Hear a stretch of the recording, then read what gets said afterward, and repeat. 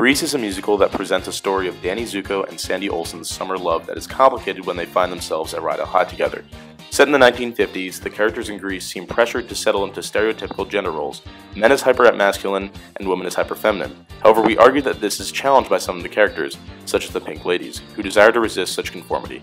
In particular, the character Rizzo epitomizes the female struggle to embrace a more liberated and empowered female identity within the confines of 1950s society. And we're gonna rule the school. At her first slumber party, Sandy is mocked by Rizzo and the rest of the Pink Ladies for being a prude, lousy with virginity. The Pink Ladies then ridicule Sandy for all the things they assume a girl like her wouldn't do. I don't drink, I swear, I don't rat my hair, I get ill from one cigarette. Keep your filthy paws off my silky drawers.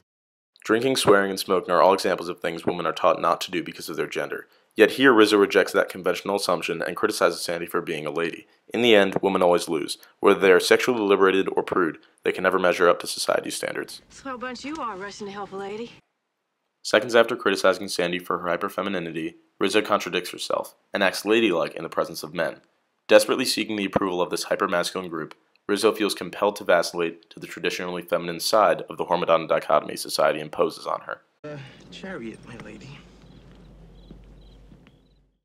In a more intimate setting, Rizzo's tough facade continues to break down.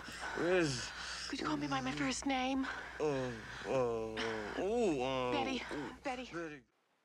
Rizzo's rebellious attempts to seem independent of men clash with her desire for a chivalrous relationship with Kenickie. Rizzo feels torn, but is forced to confront her dichotomous female identity when she realizes she may be pregnant. I skipped a period. You think you're PG? I don't know, big deal. Rizzo got a bun in the oven. Rizzo's harmless rejection of traditional femininity quickly goes too far, as she is punished by society for her sexual liberation. Rizzo can't win. It is impossible to reconcile the two aspects of her character.